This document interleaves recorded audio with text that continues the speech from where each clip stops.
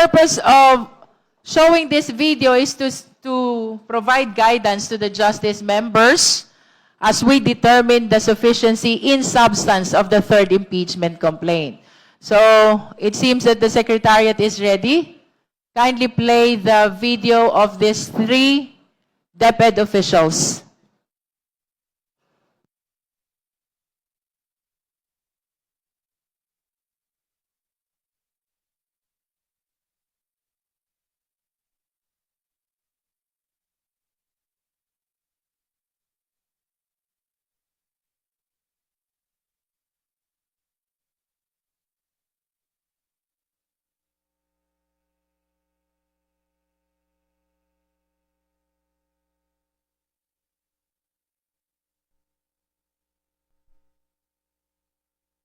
Okay, I understand, ma'am, Yusek, that you have a statement.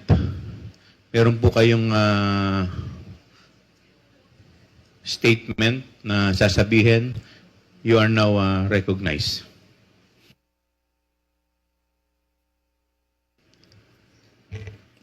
Thank you, Mr. Chair. Before I start, I just want to say that this is a very difficult thing to do, and I apologize to my children who didn't like me to join this this session, and also my colleagues who are my friends, but I have to read my statement.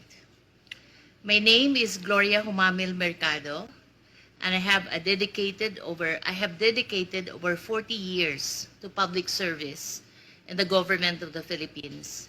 In my last year with government, I served as the Undersecretary for Human Resource and Organizational Development of the Department of Education. I was appointed as DepEd Undersecretary by President Marcos, as recommended by Vice President Sara Zimmerman Duterte in 2022, and I assumed office in August of 2022 in February 2022. In February 2023, I was designated as the head of the procuring entity of DepEd. As one of the signatories of DepEd's checking account, alongside Undersecretary for Finance, Annalyn Sevilla, I signed checks related to all funds, and recall that each some of the checks that I signed amounted to 37,500,000 pesos. Between February 2023 to September 2023, I received a total of 9 envelopes labeled Hope, my concurrent position in DepEd during that time. These envelopes were handed to me mostly by Assistant Secretary Sunshine Fajarda, which she says came directly from Vice President Duterte. What she would typically say as she hands the envelope, it would appear that I received this envelope by virtue of my office as Hope. Attorney Fajarda is the wife of Edward Fajarda, who is the Special Disbursement Officer. Although the exact date evades recollection, sometimes during the course of my tenure with DepEd, a member of my staff informed me that an inquiry was made by one of our officers in the field that Mr. Fajarda had made inquiries about the bank accounts of several individuals, and if divulging such information to him was permitted. My office confirmed that it was upon the instruction of the Office of the Secretary. Evidently, it would appear that regional directors and other employees on the field would also receive sums on top of the regular salaries. Sometimes in October 2023, as the likelihood of a bidding failure for DepEd computerization have become apparent, I was approached by Attorney Monsayak, and he suggested in the presence of other officials who was with me that the bidders should just discuss among themselves. Mag-usap-usap na lang para hindi masayang yung pera ng 2023. I firmly asserted that the procurement must be implemented and conducted in strict adherence with the rules. Sometimes on the third or 4th week of October, I was summoned by Zulaika Lopez, the Chief of Staff of the Vice President and Undersecretary of the OBP. I was informed that I should tender my resignation effective that day.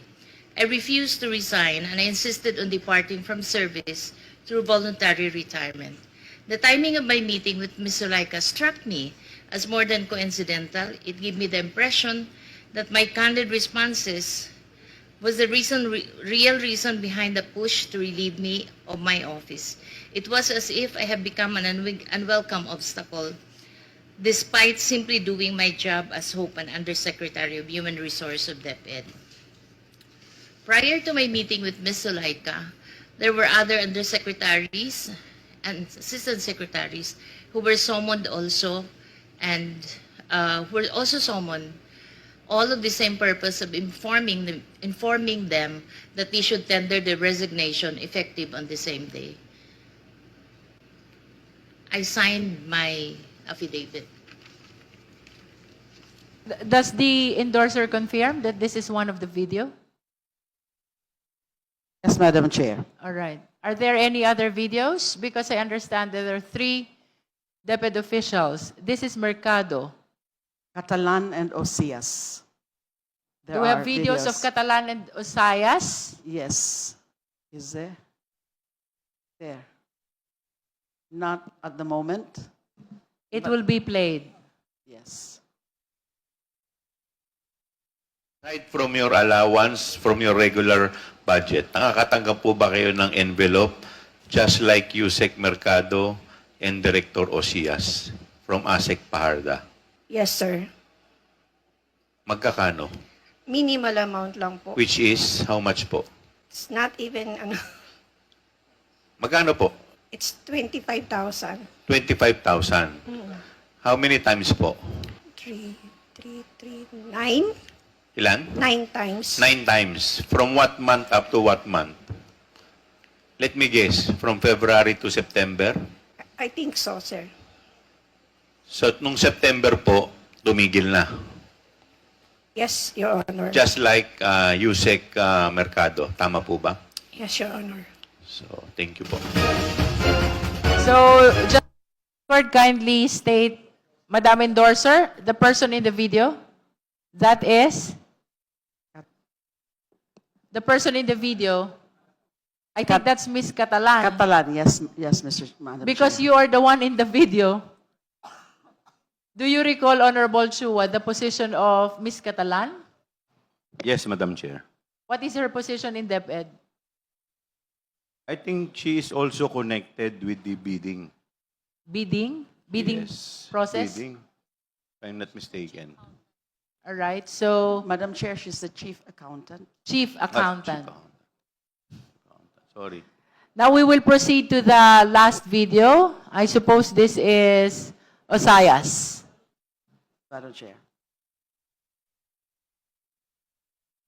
Tanong lang po, would you also receive envelopes from Ms. Shine Paharda? Parang ikinuwento ni Yusek Mercado, envelope containing cash. All right. Your Honor, Mr. Chair, no, I must be candid about this.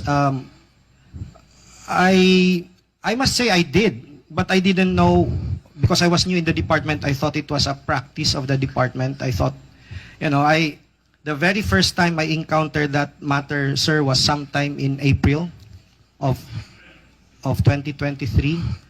I didn't know I was summoned to the office of ASEC Shine, and then I was given an envelope, and it was later on I found out that there was money in it, but it was not because I was a back member or whatever yet, because I was not at that time. At that last hearing, sabi ni Yusek Mercado, kung natatandaan ko, 9 envelopes yung natanggap niya, amounting to 50,000 each. Sa inyo pong pagkakaalala, hanggang kailan kayo nakatanggap na envelope? Ilan? It started April. I think it was until September of that year. Up to September 2023? Yes, sir, but if I recall it right, I was only summoned about 4 times to the office. 4 times. Yes, Up to September 2023. yes, sir. So yung last quarter po, wala na kayo natanggap. Wala na po. Wala. So in other words, wala kayong envelope na natanggap ng 4th quarter ng 2023. Tama po? Yes, sir. Mukhang sumakto ah. Sa panahon na hindi na ginamit ng DepEd yung confidential fund for the last quarter nang pumuputok ng issue ng confidential fund. Anyway, Mr. Osias, I think this was also mentioned by the BP in a press conference na magkano po pala yung laman? Magkano po laman ng envelope? I think it was something like between 12 to 15, sir. Hindi ko na ho matandaan yung laman talaga. 12 to 15,000. Very minimal amount, yes, sir. Attorney Ucias admitted that he has received envelopes. Now, I'm not saying it's wrong, no? Can be an appreciation thing or a love gift, whatever it might be. I don't think it's wrong. Pero if that is actually the habit of the secretary to give envelopes to her people, I wonder if that there's anything wrong with that. Wala kaming inaiisip na masama yan. Just, you're under oath and just tell us about it. And thank you for telling us that. Again, so for the record, the videos were shown for the guidance of the justice members in the determination of the sufficiency in substance. Madam Chair. Madam Chair, Let us recognize first the endorser before we recognize the justice members. I just wanted to put on record that Mr. Osias was the former chair of the Bids and Awards Committee. That is noted, Honorable De Lima. Honorable Suntay? Yeah.